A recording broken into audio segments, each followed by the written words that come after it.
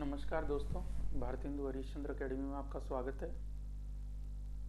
मैं जो ये वीडियो बना रहा हूँ ये इसलिए है जिससे कि जो भी लोग जो भी स्टूडेंट एपीओ का एग्ज़ाम देना चाहते हैं, जो आरपीएससी के थ्रू जो ये भर्ती निकली है 180 सीटों की, तो देखो चिंता में तो हो आप लोग, क्योंकि इस एक्सपीरियंस भी इसमें से हटा दिया है, ये एक अच्छी बात है। इंटरव्यू भी इसमें से हट गया है, अच्छी बात है। प्री और मेंस है, सिलेबस थोड़ा सा चेंज आएगा, पैटर्न थोड़ा सा चेंज आएगा। अब एक कन्फ्यूज़न होगा कि आरजीएस पैटर्न पे रहेगा क्या, या फिर इसका कुछ अलग ही पैटर्न रहेगा। तो मैं जो वीडियो में जो कुछ भी 15-20 मिनट में डिस्कस करूँगा उसमें इसी पे बात करेंगे कि आखिर क्या क्या पॉसिबिलिटीज इस पैटर्न की हो सकती है।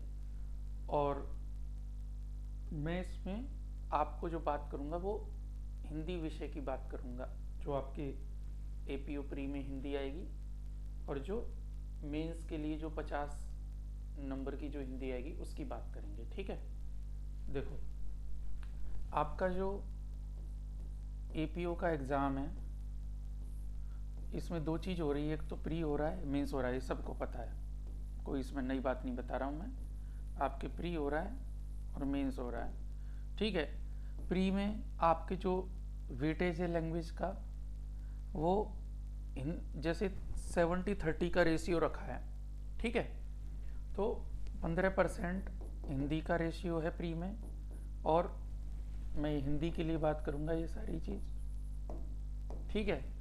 और मेंस में 50 अंक का है ये हिंदी, एपीओ मेंस में, ठीक है। कि आपको जो हिंदी आएगी मेंस में 50 अंक की आएगी और प्री में 15% आएगी, टोटल जो भी वेटेज है उसका।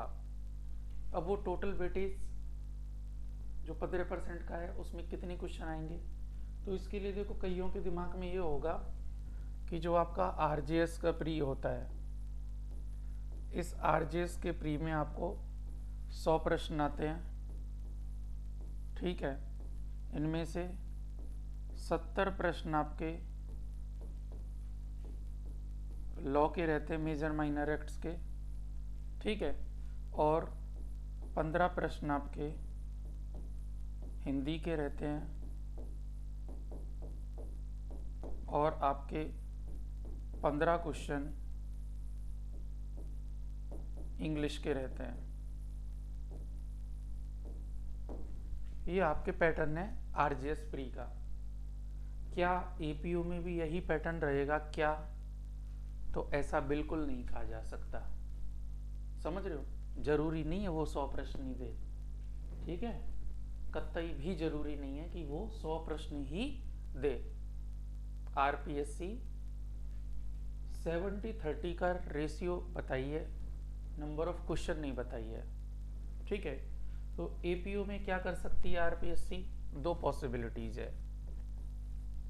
एपीओ में आरपीएससी क्या कर सकती है, एपीओ में आरपीएससी पहला काम तो ये कर सकती है कि आपको आरजीएस पैटर्न पर ही चले, आरजीएस की तरह 70 लॉ के,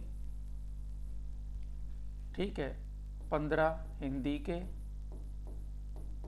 और 15 इंग्लिश के क्वेश्चन दे। ये तो आपको पता ही है, ठीक है, ये तो मान के चल ही रहे हैं, सब यही ज्ञान बांट रहे हैं, ठीक है।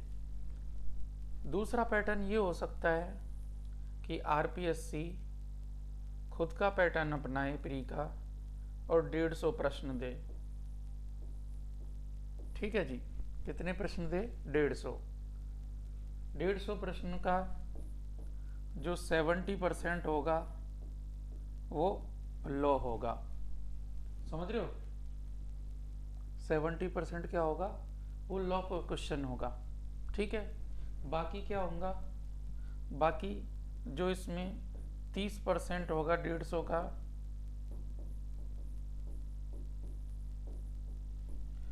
ये लॉ के क्वेश्चन होंगे आपके, और ये लैंग्वेज के होंगे, ठीक है जी।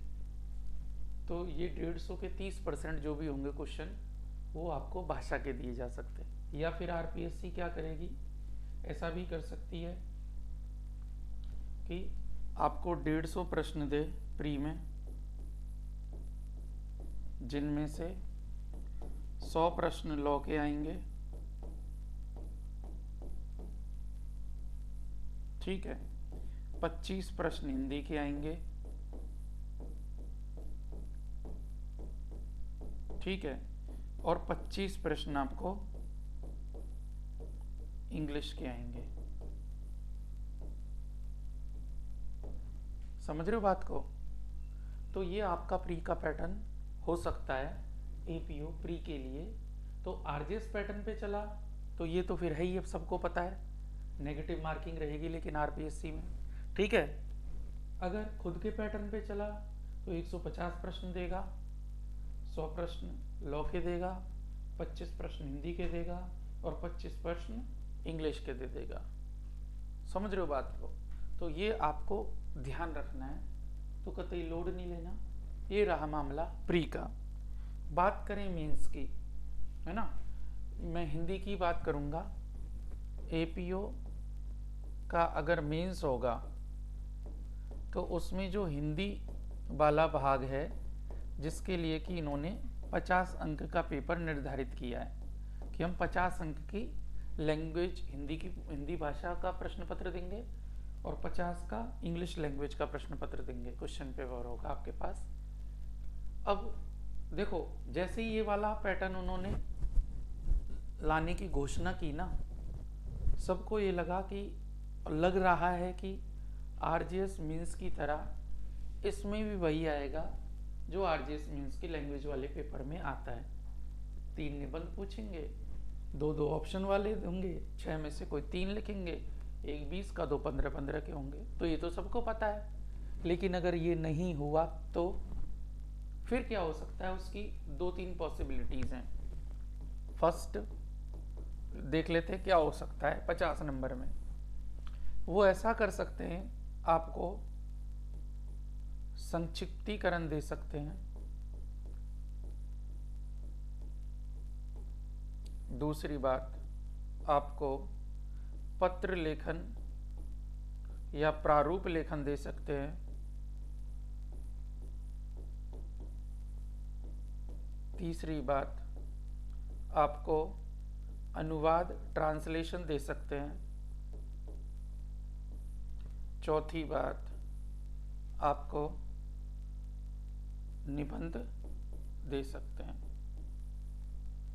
ठीक है। इनका नंबर का ये क्या रख सकते हैं कि आपको 10 नंबर का संक्षिप्तीकरण आ सकता है, 10 नंबर का आपको प्रारूप या पत्र लेखन आ जाएगा, 10 नंबर का आपका अनुवाद हो जाएगा और 20 नंबर का आपका निबंध हो जाएगा।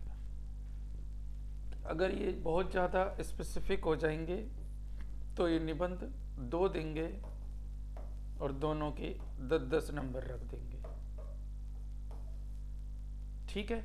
एक ये हो सकता है, कोई बड़ी बात नहीं, ऐसा कर सकती है आरपीएससी।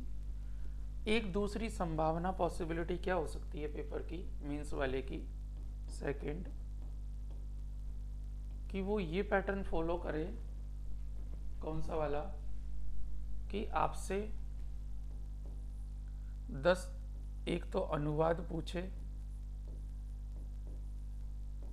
10 अंक का, दूसरा आपसे पल्लवन पूछे इलेबोरेशन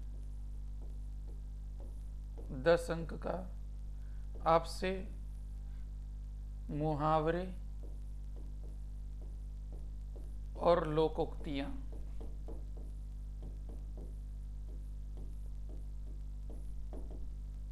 इन दोनों का वाक्य में प्रयोग,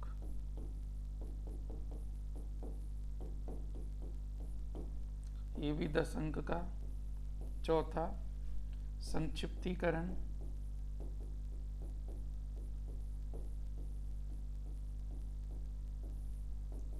दस अंक का। और 5वां, निबंध, ये आपसे 10 अंक का पूछ ले। ये सेकंड पॉसिबिलिटीज है। ये क्यों पूछेंगे? आप में से कई लोग सोचेंगे कि यार मुहावरे लोकोक्ति क्यों पूछेंगे पूरे व्याकरण में से? क्योंकि ये अभिव्यक्ति कौशल को प्रदर्शित करने वाले टॉपिक है। आप वाक्य में प्रयोग करोगे तो आप कैसा अभिव्यक्त करते हो अपने आप को, ये वाक्य के प्रयोग से पता लग जाता है। साफ लिखा हुआ है पुस्तक में, मुहावरे आपके अभिव्यक्ति कौशल को बढ़ाते हैं, तो इसलिए ये पूछे जा सकते हैं। एक थर्ड पॉसिबिलिटी क्या बनती है,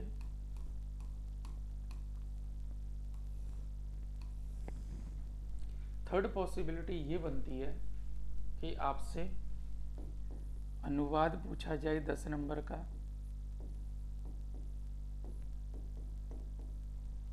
दूसरा निबंध पूछा जाए 20 नंबर का, तीसरा आपसे व्याकरण के टॉपिक पूछे जाएं, शब्द शुद्धि, वाक्य शुद्धि,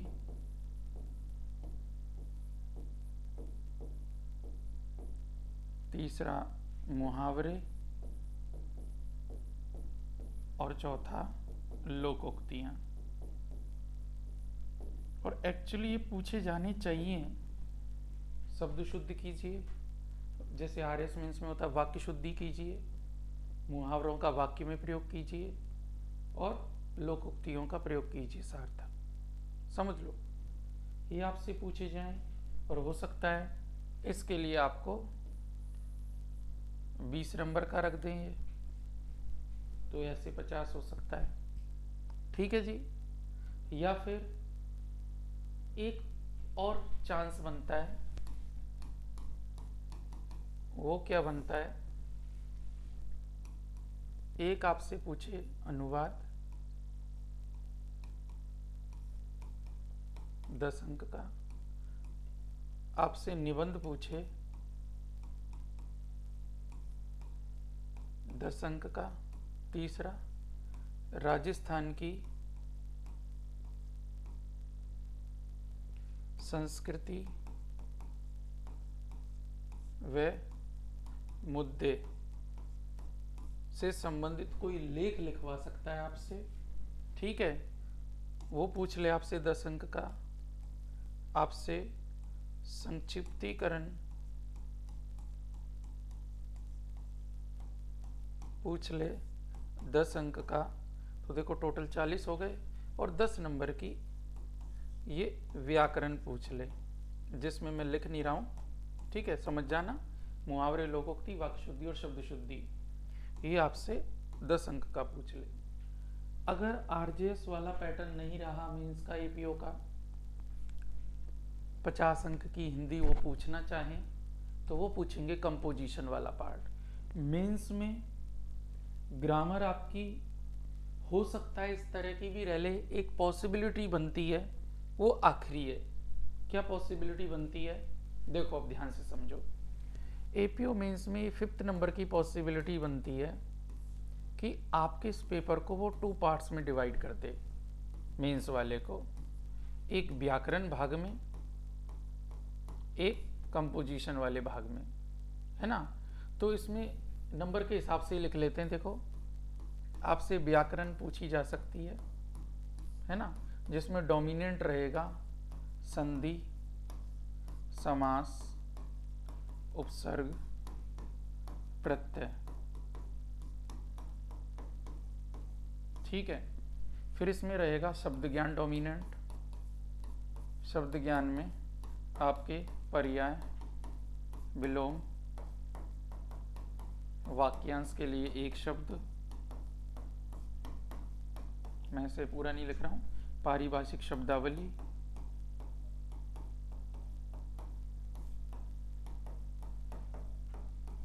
शब्दयुग्म, शब्द शुद्धि,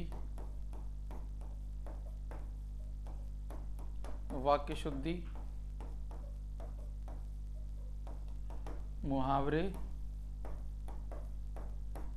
लोकोक्तियां।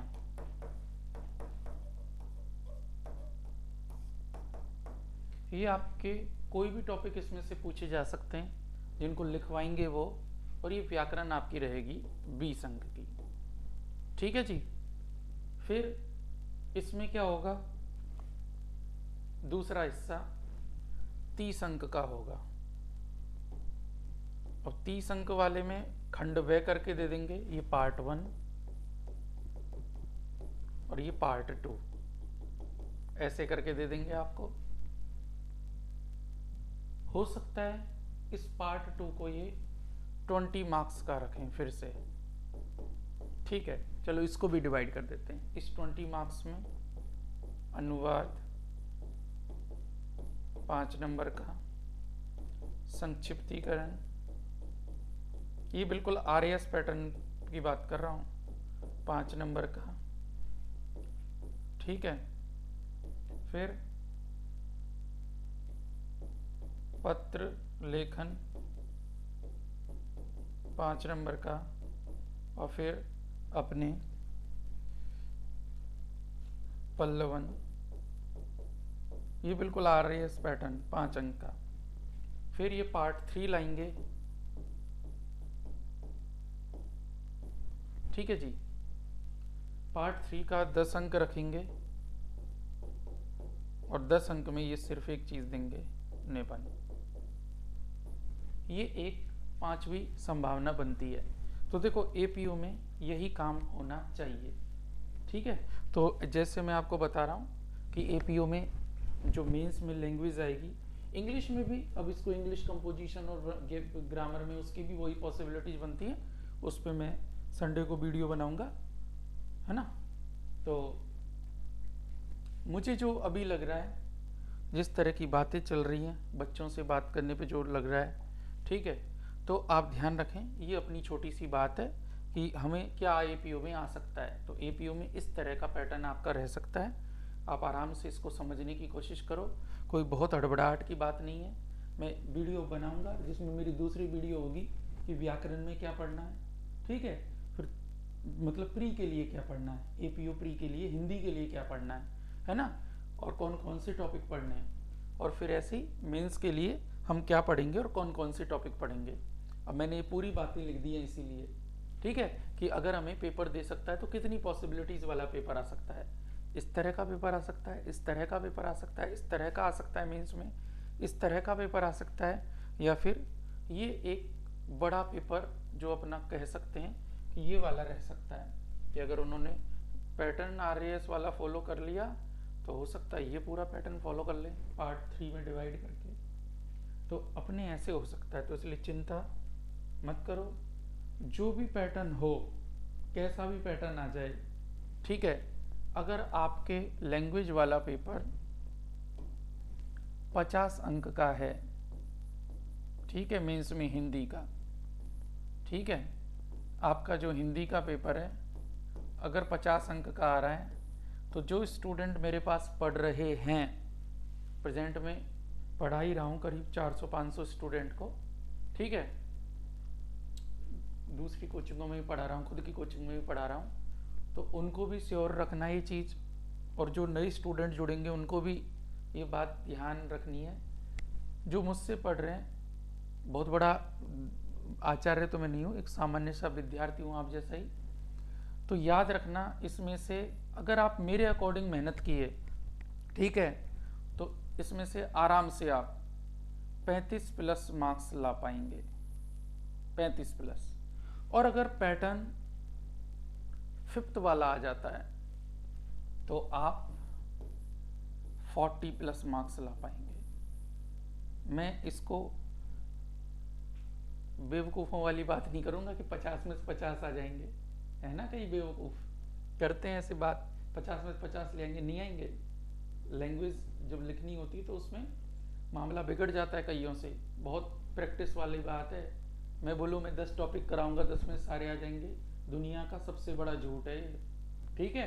बहुत ज़्यादा पढ़ाऊंगा तब कहीं जाके कुछ लिखने का, भाई अपन तो अब अपन तो ये कह ही नहीं सकते ना पेपर में क्या आएगा, वो तो भगवान को भी नहीं पता जब तक कि पेपर बनाने वाला पेपर ना बनाए, ठीक है। तो इसलिए आप वो बात कीजिए जो पॉसिबल हो सकती है। आप जब इतना पढ़ोगे तब आपको इतना सा एग्जाम में याद आएगा, और उसके लिए आपको बहुत प्रैक्टिस करनी पड़ेगी, तो कोई समस्या नहीं आएगी। अगर ये भी अच्छे नंबर हैं, ये भी अच्छे नंबर हैं, याद रखना इंग्लिश भी हम पढ़ाएंगे प्री और मेंस के लिए, एपीओ हो चाहे आरजेएस हो, उसकी अलग वीडियो बनेगी, उस पर अलग बात करेंगे कि क्या क्या हो सकता है, ठीक है। तो ये आप चिंता छोड़ो, इधर उधर भागना, पूछना, दौड़ना छोड़ो, ये पैटर्न रह सकते हैं। और मुझे जो भी छोटा मोटा अनुभव है उसके आधार पर जो मैं बात कर रहा हूँ, देखो वो तो पता ही है कि जो आरजेएस में पैटर्न है वो हो सकता है, तो उसको तो जानने की जरूरत नहीं है। पर क्या हो सकता है, वो ये हो सकता है, इससे बाहर कुछ नहीं होगा। ठीक है, टेंशन लेने की जरूरत ही नहीं है। ठीक है, ये हो सकता है राजस्थान की संस्कृति व मुद्दे और भाषा वाला कुछ आ जाए, तो कोई टेंशन नहीं है, इसको भी पढ़ेंगे, प्रॉपर वे में आपको पढ़ा दिया जाएगा। कोई टेंशन लेने की आवश्यकता आपको है ही नहीं। तो धन्यवाद आज के लिए, है ना। फिर मैं अब एक और वीडियो बनाऊंगा आपके लिए। नेक्स्ट वीडियो जो आएगी उसमें पूरा सिलेबस डिस्कस करेंगे और सारी बातें करेंगे, है ना। यहाँ एक सीरीज चलती रहेगी अब एग्जाम के दिन तक यूट्यूब पर, तो आप लगातार जुड़ते रहिए, शेयर करते रहना, काम हो जाएगा।